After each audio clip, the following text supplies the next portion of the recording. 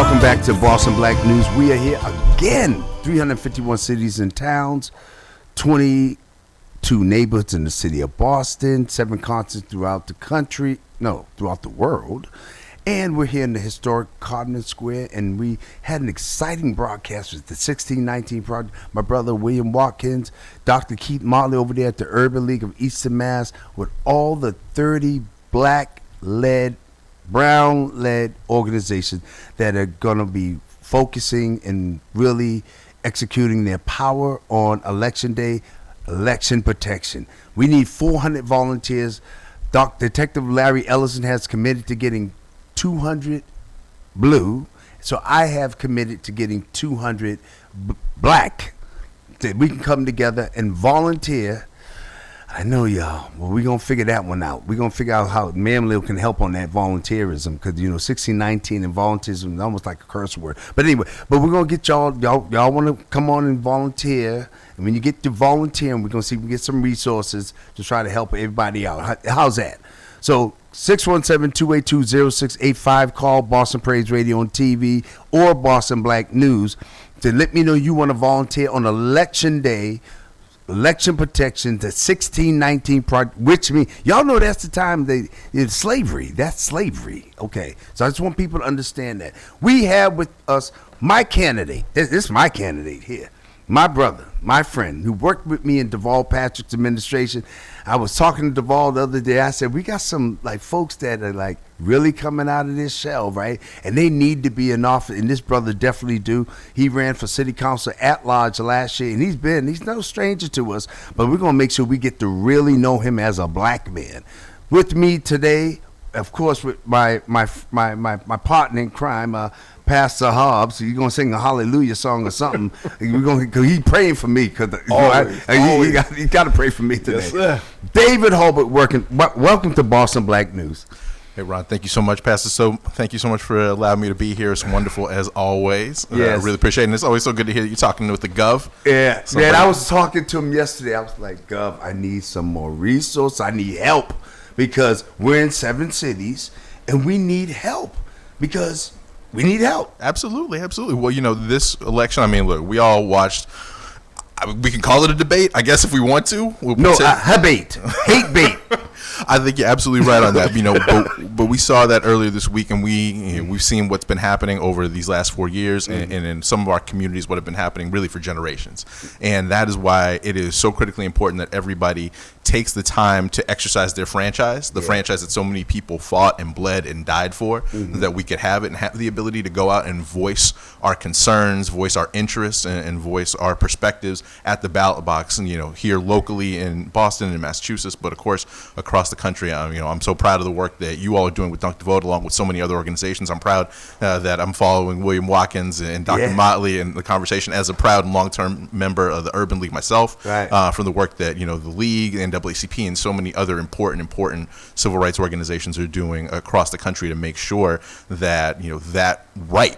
It's not a privilege. It's a right that we have, that we're able to exercise that as fully, fairly, and freely as we possibly can. And you are an alum of the Emerging Leaders Program. I am. And what year would you come out? Oh, Lord. I was in 2005. Yeah, I think I was ELP. I believe I was 2009. So that's when you was in the Govs. Because the Gov. I transitioned. I just transitioned. I remember, because you was like, Ron, I need a recommendation. Yes. I was like, all right, I'm going to look out for you, bro. I appreciate that. All right, you're here with me today, and I'm going to continue to look out for you. So let's talk about Yes On 2 and how that can help the black community, or how it can help all of us build a democracy. That don't even sound normal right now, what's going on. No, seriously.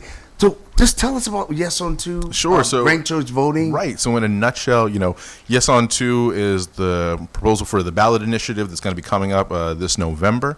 The yes vote is to bring the option to have ranked choice voting for the state and for cities and towns as well. And no on 2, obviously, is to keep things as they are. I am a proponent. I come to the table with that. And in full disclosure, my younger sister was a former employee of the Yes On 2 campaign. But I was for it before my sister was working there. What is her name? Kristen. Kristen, Yes, okay. yes, the illustrious Oh yeah, Kristen she kept Halbert. calling me. She kept calling me too. I'm sure she did. She's good. She's a good organizer. She's very good, very That's good. I'm right. very proud of her, and all the work that she does and continues to do out in supporting our community.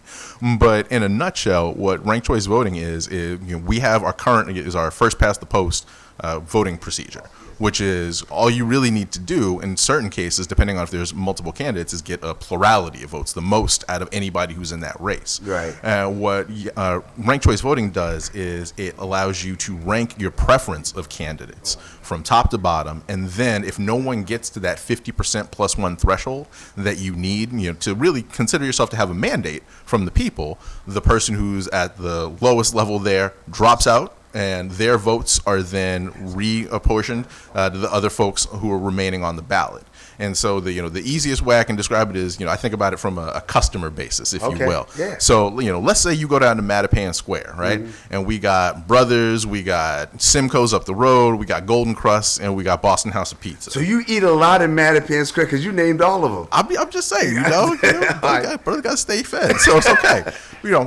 And you had customers that are going into each of these. Now, somebody could say, okay, well, Brothers, which I love a good Brothers breakfast. They could say Brothers is going to get 35% of the people who go down there. And somebody could look and say, well, obviously then, Brothers is the most popular restaurant. And there are people, of course, who argue that, of course, Brothers is the most popular restaurant. Right. But if one of those other restaurants closes, where do those customers go?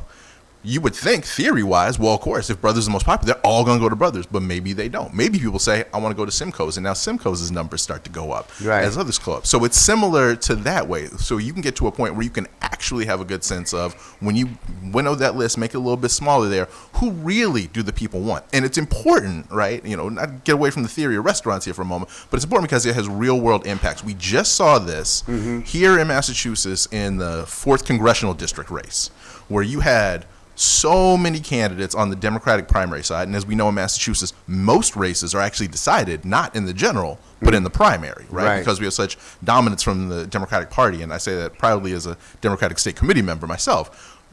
But at the same time, you have a number of candidates, and it wasn't just in the Mass 4th. We saw it in the Mass 4th. We saw it in the Mass 3rd up in Lowell and Lawrence a few years back. We saw it in the Mass 5th in the special election to replace Ed Markey when he went to the Senate. Right? That in all of these in the primary, the winner didn't even get to 50%. And so, yes, according to the way that the law is right now, that individual, Jake Auchincloss, Lori Trahan, Catherine Clark, all of them won fair and square based on the rules that the way they are. But we as a community, as a public, can't really say with any certainty that those individuals were the number one preference for the majority of the people who were voting.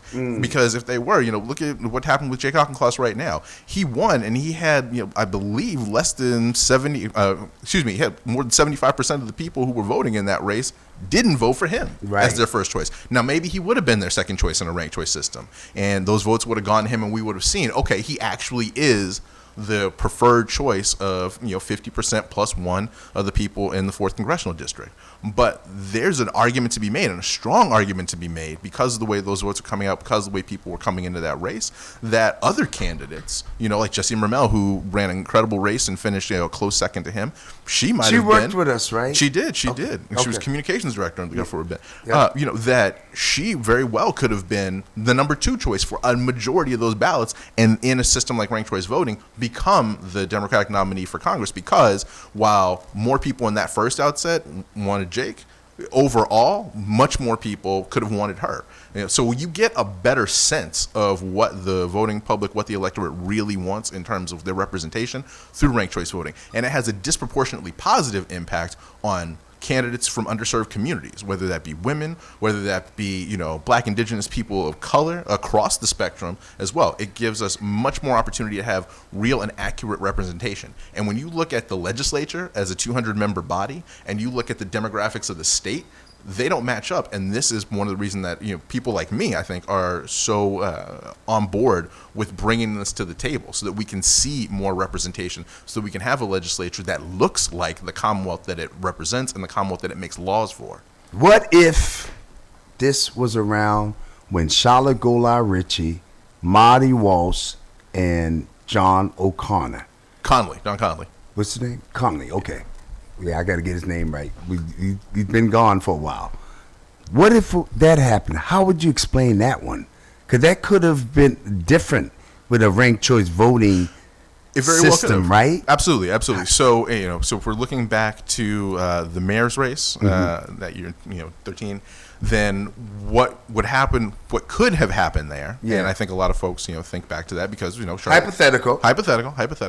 And Charlotte came in just out of the money on making that final. Which I wish it had went that way. Hypothetical, I wish they had won. Right. But anyway, I got to put that out there. Well, that's fair. Yeah. Charlotte Golevici. That's right. I ain't gonna good say. People. That's my big sister. Anyway, go ahead.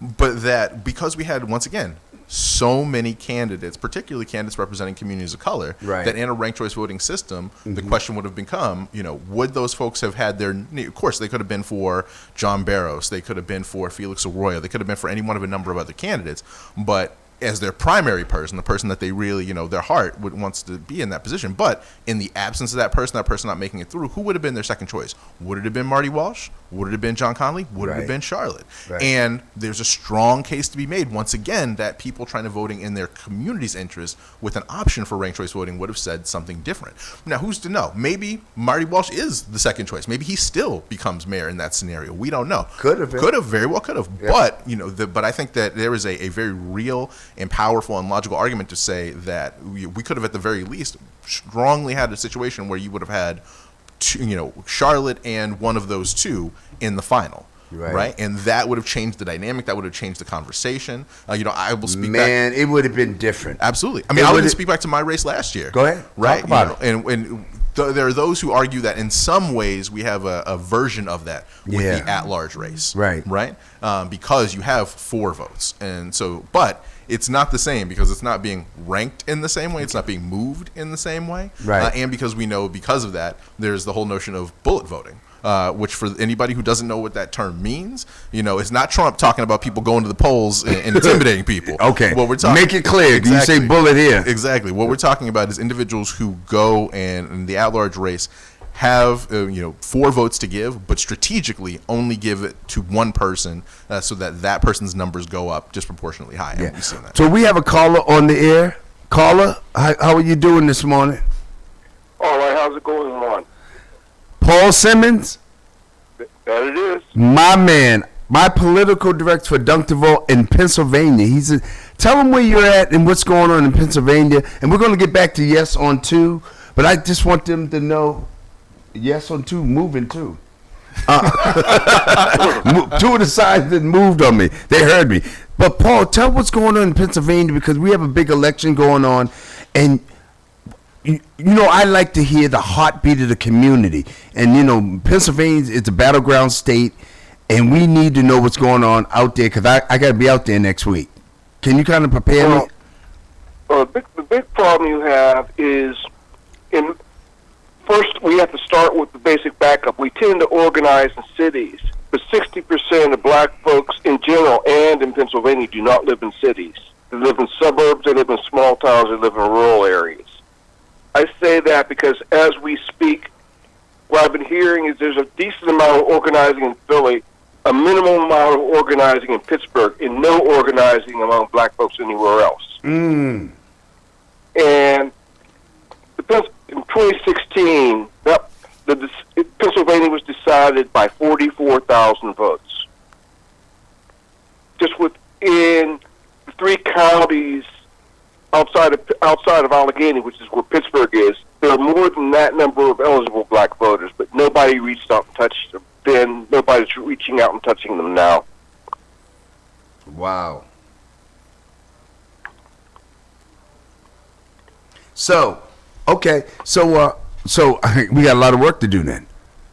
In my opinion, yes. Yeah. Well, long-term work. Paul, are you familiar with ranked choice voting? Yes on 2. Question number 2. Are you familiar with that? Yes, I'm familiar with it. And what do you think about it? Well, to be honest, I'm sort of conflicted on that one because I think that winning the election is conditional on organization, and organizations have to be there 24/7, 365 days a year. Mm-hmm. And when we tend to look at silver bullets. We tend to forget that those same dynamics can be used against us. And I don't object to ranked choice, but not at the expense of the kind of embedded grassroots organizing that, in my opinion, is necessary to keep things accountable. Okay, that's fair. Well, let me just say this. Is it possible, which we're going to do at Dunk the Vote, we can do both? I mean, we are so far behind that I understand organization, because like the candidates, like they come a dime a dozen, right? And everybody say they're going to make promises and they get in there and you know what happens, right? But we need to build an organization. I agree with that. And that's what Dunk the Vote's doing. We're going to have memberships and all that. We're building an organization for the future. But in that journey, don't you think we should think about the possibility of building a democracy too? Because I agree with you. Oh, okay. I'm not arguing that at all. Okay. What do you think, David?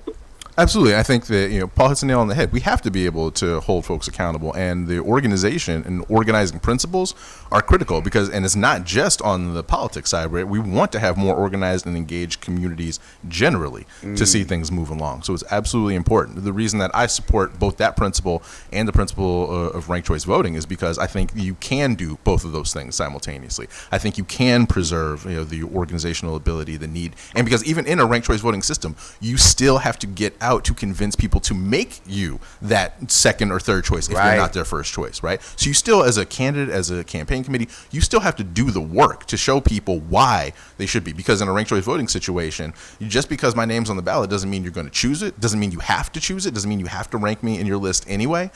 You want to give other voters the every opportunity, every reason to want to support you, even if it's not at the top of their ballot. And I think that's very important. And personally, as somebody who's seen a lot of races, been a part of a lot of races, and run in a race, I think we are better as a society and community when we're doing that, because it pushes people, I believe, more towards positive engagement, right?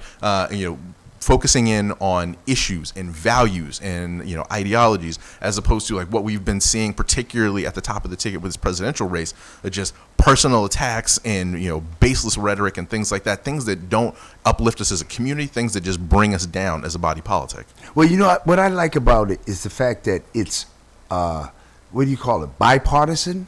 Like we have Republicans and Democrats for once agreeing on something. Some of them do, not everybody. No, on ranked choice voting, there is support from the Republican side. Some candidates. I'm not talking about the ones in the White House, WHITE, but the ones that are local here. That I think Baker's signed on, right? I mean, I know the Gov has. Yes. The governor has, and I know Evan Falchek, who I worked for, he has. He's the chair of the board.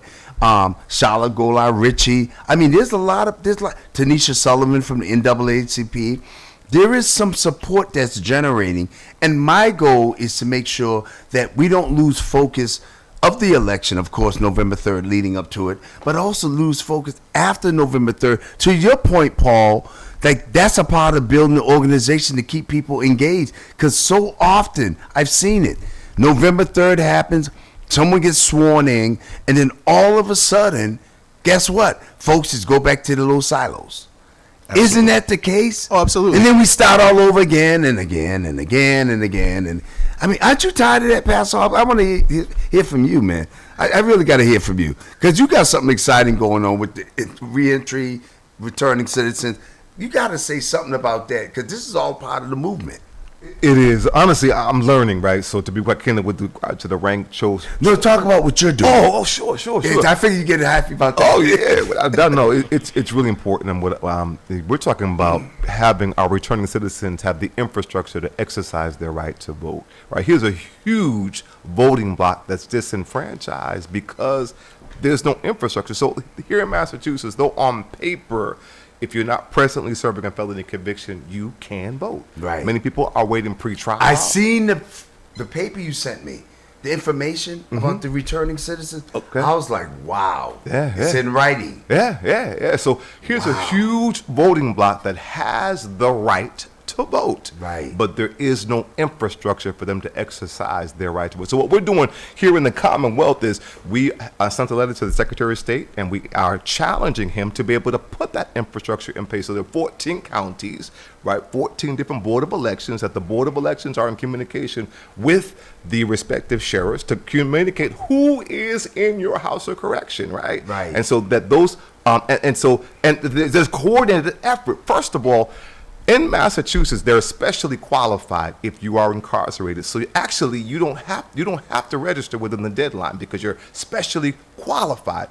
People don't know that, right? The Secretary of State, it's his responsibility to be able to communicate that information to the sheriffs, to the Board of Elections, right? So that people can be able to know that first and foremost, because people are saying, so if you don't have that information, but even if you have the information, there are no absentee ballot applications that are stocked or they're not delivered. Every registered voter was mailed an opportunity to be able to have a ballot mailed to them, right? With this whole law that was passed for COVID, right? But the truth of the matter is, so people, if you were registered before you were incarcerated, your ballot is not going to be mailed. I mean, you're not going to even have an opportunity to be able to request a ballot. Never mind the fact that if you were already registered and it's mailed to your address, it's not going to go to where you're incarcerated because there's no communication between those two. Absolutely. Right. So one of the things so we challenge the Secretary of State because it's really quite candidly his responsibility because that's what you get paid for. It's an infringement on a person's civil rights. Come on now. Not to be able to give them not to give them access to the right that they already have. That sounds like 1619 to me. Go ahead. So we're challenging, and we're challenging the Secretary of State of Massachusetts to be able to put that infrastructure into place, and we're also so that it's a coordination. One, it's communicated. One, the information, but not only the information, but now the coordination. Right. So that every sheriff throughout every 14 county is in communication with the respective Board of Elections to be able to make certain that they can have access to not just access. They've got to be able to call or even so the fact that they're stocked. So we're saying that every house of correction, they should be able to have absentee ballot applications that they are able to fill out and to be able to have their ballot sent to them. The ballot sent to them, completed and then sent back. Quite candidly, we're hoping that Boston, we're looking to be able to have a conversation with Sheriff Tompkins, who has been allowing us to come into the Suffolk County House of Correction pre-COVID, and quite candidly, now that they are opening up things now, we're able to go back into the Suffolk County House of Correction with a smaller crew, with masks and social distancing, and all those other kind of things, but we're only able to go to the pretrial unit, right? Because people who are serving misdemeanors, we were told that people who are serving misdemeanors and people who are serving felonies, that it would take an act of Congress to be able to tease out the two. Right? So this is ridiculous. It's absurd to think that you cannot tease out who's in your own house of correction, who's serving a misdemeanor and who's serving a felony, because if you are serving a felony conviction and you do vote, you now have another felony. Wow. The reason why I brought you in this conversation, because that's important, because we're talking about yes on 2. Yep. Then they're going to be voting on November 3rd, leading up to November 3rd, correct? Is that going to happen this year? For those that are in Suffolk County, are they going to be able to vote this year?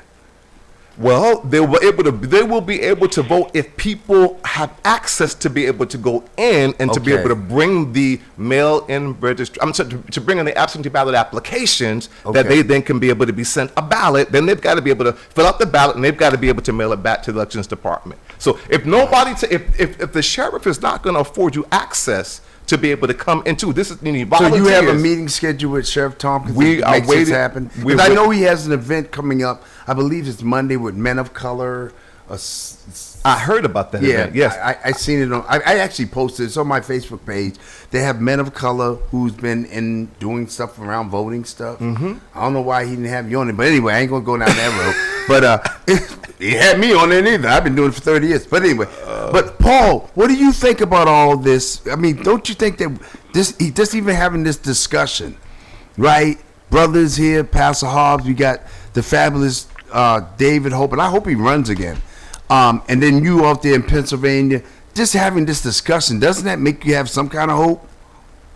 It gives me a great deal of hope because I think that what we're beginning to see out of necessity is the rebuilding of black civic society. That includes, but it's not limited to the political side of things.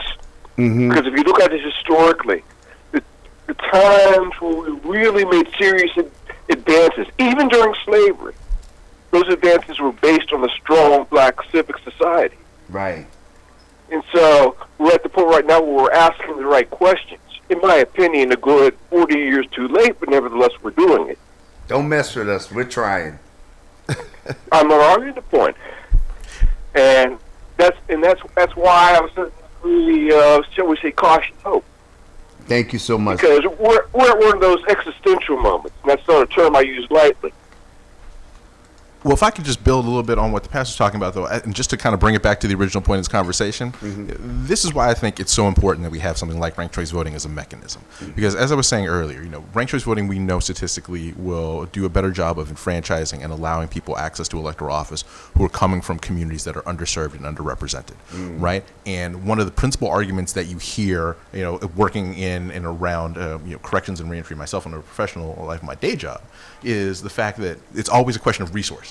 Where are those resources from? Whether it's from the sheriff's office's Department of Correction, from the secretary's office, there's an understandable, question of there are things that people want to do, people think we should be doing, but if we don't have the resources, if we don't have the money, if we don't have the authority to do that, how do you expect us to do this work? Where do those resources come from? Where are they apportioned? They're apportioned from the legislature.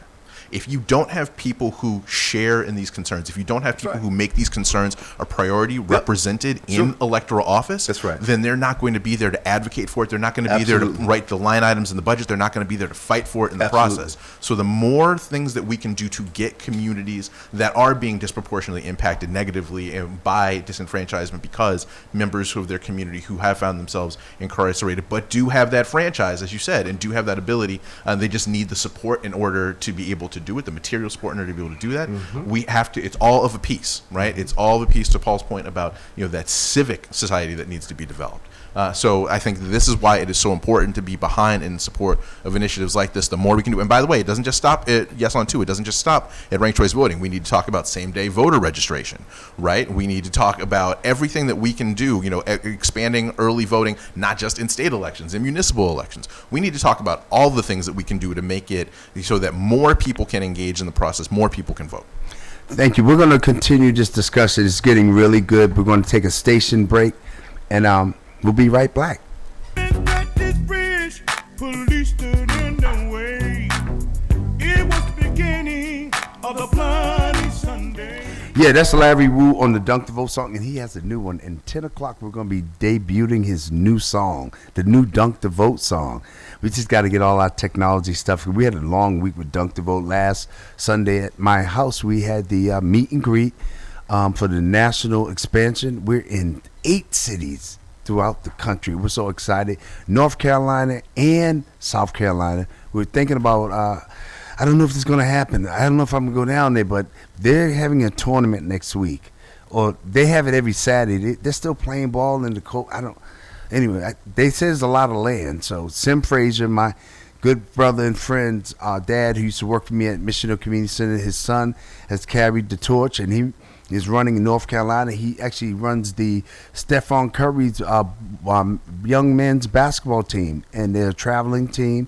And Stephon may be there.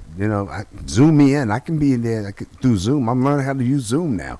But they're planning on having something. And our brother out in Arkansas, Dr. Christopher Jones out of MIT, he's running. He had what they call the shop talks. He had that last Sunday, right during the time we had the meet and greet.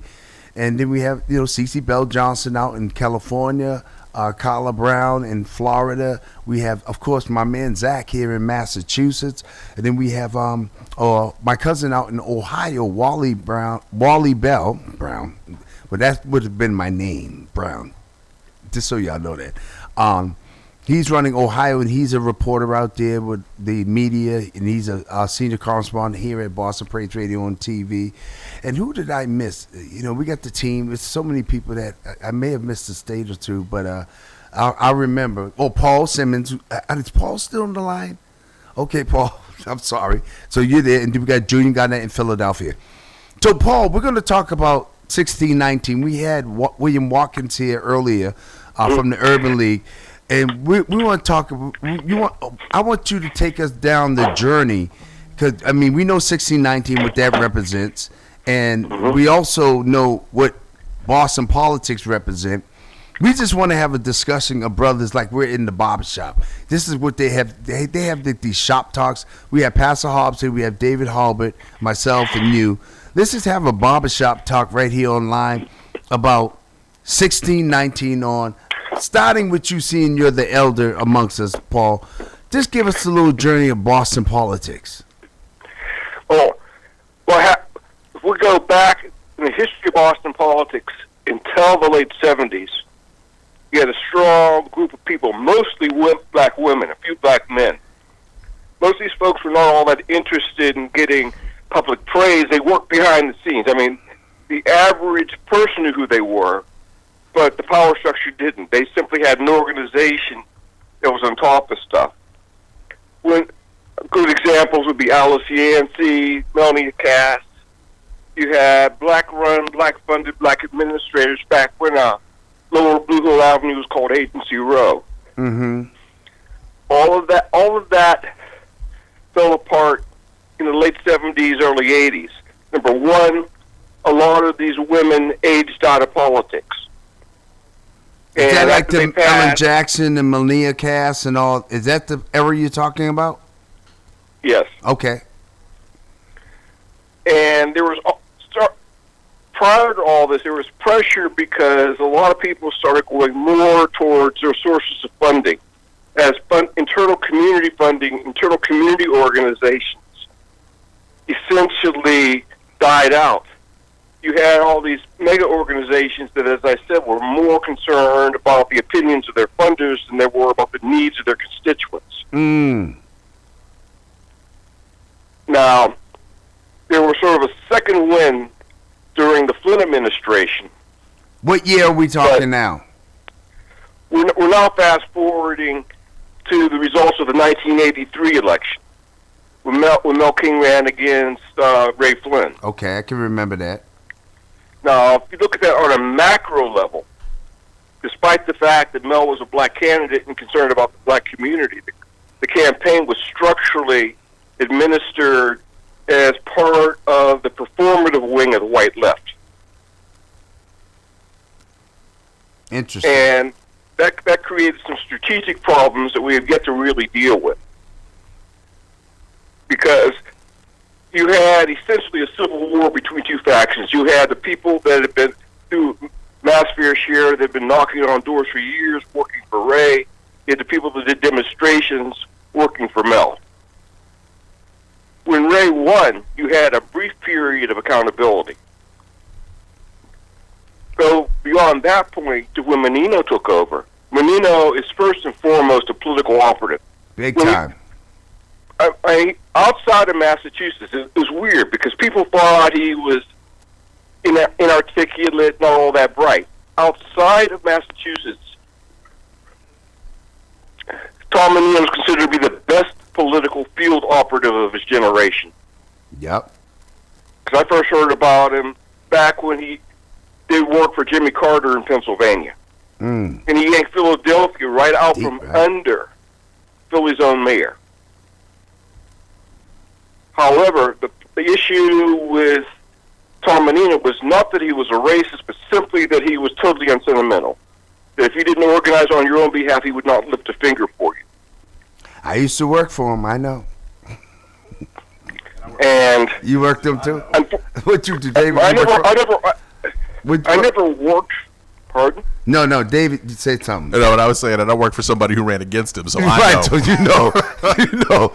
Okay, Sam Yoon. Mm-hmm. My friend. Your friend. My friend, too. Anyway, go ahead. Where's he at now? In Virginia. Wow, he moved him out that far? Anyway, go ahead, Paul. See? Yeah, so, I mean, because during the Menino race, where people talk about Menino being the accidental mayor, there was nothing accidental about it. He started putting his organization together in 1991. I remember when the assumption was that Ray Flynn wanted to run against Bill Weld for governor. That was the whole thing around the three mayors meeting at Doyle's in Jamaica Plain. because one day after that meeting, Menino started putting together a conditional field organization that if Ray Flynn didn't run, would you support me? Inside of 2 weeks, he had an organization covering all 22 wards of the city. And, of course, you all know about the parallel deal, maneuvering to be named president of the council. Right. I remember that. Now, what we now have is something that's purely symbolic across the board as far as city government is concerned. So you see things that look great in the abstract that nobody does any research on, nobody does any due diligence on. Starting with the Olympics, going through the IndyCar race, going through that whole disaster when they had the sweep on Methadone Mile prior to that, getting rid of Long Island, which basically just transported 800 homeless folks, 60% of whom were addicts, onto the streets of Boston. And it's a mess down there. With no support, because neither the people on Long Island nor the program people knew that the mayor was going to shut them down. So imagine, if you will, you have somebody successfully in recovery. They're doing the right thing. Importantly, all they own is in a little 1 foot by 1 foot by 2 foot locker on the island. They go into the city to do their temp job or go to their programs, only to find out they not only can they not get back, but everything they own has been trashed. Results of that was you had just a big mass relapse, and we're still dealing with the consequences of that today. And that's essentially where we still are. I want David to respond to all that. See, David, he's running for office. He has run for office. I have never run for office, so I just want. What's your reaction to what you just heard? I mean, this. Look, Boston's got a deep political history. Yeah, period, and Paul, thank you so much for that. For those who don't know, I think that's part of it. Because you're going to pick up after David responded. Then I want you to pick up and continue, Paul. Okay? Because this is a good history lesson for us. Absolutely. I think that as we're thinking about this, though, to the point that Paul raised earlier about the performative aspects, it goes hand in hand with that need for due diligence, right? And we need that out of our communities, we need that out of our community leaders, and certainly we need that out of our elected officials, people who are really getting deep into the weeds, rolling up their sleeves, and getting into the parts that don't make it above the fold in the globe, the parts that are unsexy about public policy and how it impacts people's lives. It's also a conversation, we talked about this last year. I talked about this extensively on the campaign trail myself. I know others did as well, about the fact that we can't think of Boston also as its own universe, its own silo, divorced and independent from everything else that's going on around us. We are the hub of this region. We are the hub of the Commonwealth. We are the hub of New England. Right. And so what happens here has disproportionate impact far beyond our borders, but also vice versa. And the Long Island closure is a perfect example of that. There have been a number of impediments to getting a new facility back up and running to help those who are struggling with addiction issues, mental health issues, and things of that nature. But one of the biggest impediments is, quite frankly, the fact that the city to our south in Quincy doesn't want to play ball. And this is a part where we need to bring leaders and pressure at all levels to say, look, this is about helping people in need, people who need support. What we do to those who are the least among us, we do for ourselves, right? That's what it says. And that is such a real thing. And so that's why you have to have leadership. And that's why I'm hoping, as we know, we're about to go into what's going to be probably a very hotly contested mayoral election looking at next year. And I hope that issue, among others, because they all go hand in hand, economics, housing, education, as a parent, as a BPS parent myself talking about this, that we have these conversations in real robust ways, that it's not just 30-second sound bites or little YouTube clips or TikTok videos that are going to drive the day, but that it's real substantive conversation, because it's only when we get to those kind of deeper conversations, those real conversations about the issues, that we can start on the path towards finding actual practical, workable solutions. It's as I'm very fond of saying, because I believe it deep in my heart, it's a lot easier to make a promise than it is to make a plan. And that's really important, not just from the political context, but for our society at large. I'm glad you said that, because a lot of folks make these promises, and you never made a promise. I always watched you when you were speaking on the campaign trail, when you was running for office. You never really made any promises because of your experience. What is your story? I mean, when you ran for office, who is David Halbert? Man, I'm many things in this world, you know. Well, tell us. I'm a son of a minister. I know you had a little preacher in you. Yeah, yes, my mother. He's sitting all straight. He's like a PK, right? Of course. You know, he's like, look at that crazy Ron Bell over there. He's like ADHD and I'm from Mission. Look, the only crazy thing about you is that Lakers hat. That's all. So, is that what's making you feel uncomfortable? I'm a Celtics fan. What do you want? Of course, man. Of course. Okay, I'm gonna make you feel better. Keep going. But no, I'll make you feel better. I'm gonna do a trick for you. Okay. But in all seriousness, you know, I've held a number of roles in my life. My most important roles are as a husband to my wife and a father to my daughters. Is that better? There you go. Is that That's better right. for you? Absolutely. It don't match my shirt. I didn't get a change. I didn't get time to change. But look at the little black. See the black one? Because that represents all the plays. Of course. All right. Okay. Of course. There we go. That makes you feel better. I want you to feel comfortable. I appreciate that. All right, I appreciate that. Thinking about next season. Yeah, what we're gonna do. Next season. So next season. And as we hand out our lit, let me see. There we I go. love the Celtics. We didn't hand out so many that made me take my hat off. Fill out the census, y'all. We handed out Pastor Hobbs. Did we hand them out? 3 days. All right. 3 days. No, I'm saying there's 3 more days to be able to complete the census. Until October 5th? Correct. All right. 3 more days. And make All sure right. you do it. And I even wore my hat. And so you know what? If y'all had to put Dunkable on y'all T-shirt, Celtics, y'all would have won.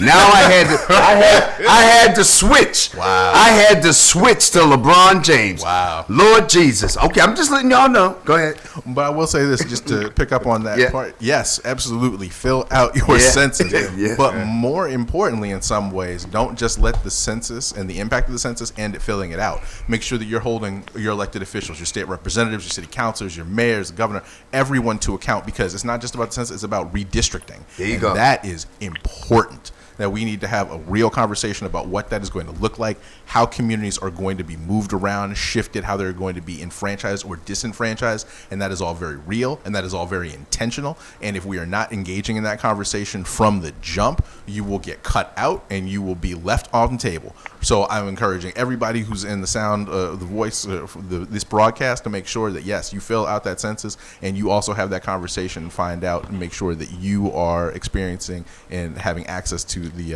appropriate amount of civic power that you can. And you can visit my2020census.gov or call 1-844-330-2020.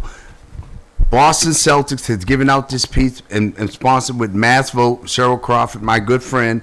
We're giving these out. Make sure you get this. Pass it on. We make sure we fill out the census. We need to fill out the census. Paul, here we are. We're young ones. We're listening to the one who's given us the history of the politics of Boston. Can you continue? Because I know David has something more to say, and hopefully he can stay a little bit longer. But can you continue from Mayor Menino? You said you stopped there. Well, one of the interesting things about the Menino administration is there were individuals within city government, mostly civil servants, but a few appointed people that did want to do the right thing. And so back in the day, and this is a big distinction between the Menino administration and the Walsh administration. Back in the day, I used to be able to go into the budget office of the school committee. Back when the office was still downtown. Right. And so I'd actually be able to walk out with these 2 big, well, I'd say there were about maybe 5,000 sheets of computer fan paper that was the entire budget of the school department for the city of Boston. Cross-reference all the way down to supplies like pencils and papers by school, by program. And just by taking a look at how the money was spent, you could see how low black people were in the ultimate priorities of the system. Specifically within education, we had no allies whatsoever. That if you look at, say, special education, Chapter 766 money, Right. you would see that it was a no heavy lifting for teachers. That was how it was structured. That was how it was funded. That you had 1 to 3 teachers' aides, mandated small class sizes, low expectation for kids. And the result of that was you'd have maybe a 9-year-old black kid that's fidgeting in class. That kid gets diagnosed with ADD, gets thrown into special education. Because he's in special education, there's no expectations for the kid surviving the system. The parents don't know they have options to get their kid out of special education. Yeah, because they don't tell them. Pardon? They don't even tell them. Well, that was what the activists did not do. Right. That was the issue. They were so busy fighting charter schools and assuming that the system as it was helping them that they abandoned the kids. Wow. And so you'd actually see the light going out of those children's eyes. Mm. And because I tried to do some work around that back when I could deal with accurate information and actually cite, page XYZ of the budget. You no longer have access to that. Getting into the school department now is like getting into the National Security Agency. Right. But we have to have more transparency. I mean, look, and I'm not just saying this from an abstract antiseptic policies perspective. I'm a BPS parent myself. Right. I have a 5-year-old who's just down the road here at one of our local schools. How is that, Dave? I mean, like, I got to ask you. Yeah, no. Because I'm totally against these young people going to school. I watched them. These signs, they don't want to behave. They don't want to behave. Every time I talk, they're listening to me. They are. Yes on two. They shook. Yes on two. 20. No. Now, how does that feel? I mean, like, these young children going to school with all this COVID. It's frightening, right? Okay. Now my daughter. Thank you. My daughter is at home. She's going to be home for this semester. We've been able to set it up, and my wife and I say every day, it's difficult. We both have jobs. We're working from home. She has a younger sister, so we're trying to keep an eye on her as well. It's 5 and 2 years old, but we also understand that we have an immense degree to be thankful for, in that we have a home, we have stable jobs. We don't have to go out in that same sort of way. There's 2 of us. We have the space for her to have a dedicated learning environment. But there are so many families all across this city who are doing so much more with so much less, and they are struggling. And it's not just on the parents and the families and the students, most importantly, our teachers as well. We are incredibly blessed at the school that my daughter's at to have a really engaged population of wonderful teachers, strong BTU members who are out there doing this work in really difficult circumstances every day. But students and teachers shouldn't be able to put themselves at public health risk just to make our life easier, for folks to feel like we need to just do it to open up the economy and get more dollars flowing. Because as Vice President Biden said the other day, if we don't solve the pandemic, if we don't solve the public health issue, we're not going to solve the economy. We're not going to solve some of the unrest in our streets. We're not going to solve so many of the other pressures. So as a parent and as somebody who lives in the city and cares about the city, I say, let's keep these kids home. Let's do this safely, securely, and let's make sure we're taking care of it. And let's make sure that we are creating the long-term plans now to make sure that we can go back and make up as much as we can for each and every one of these students who are losing each and every day because they're not experiencing that in person. Thank you, David. Thank you, Paul. Thank you. It's been a great discussion. We're going to be debuting the Larry Wu Dunk the Vote new song at 10 a.m. God bless you. As Frederick Douglass once said, we are one. Our cause is one. We must help each other if we are to succeed. God bless you. May heaven smile upon you. I'll be back at 10 a.m. And yes, on 2, because we're going to get these signs right. God bless you.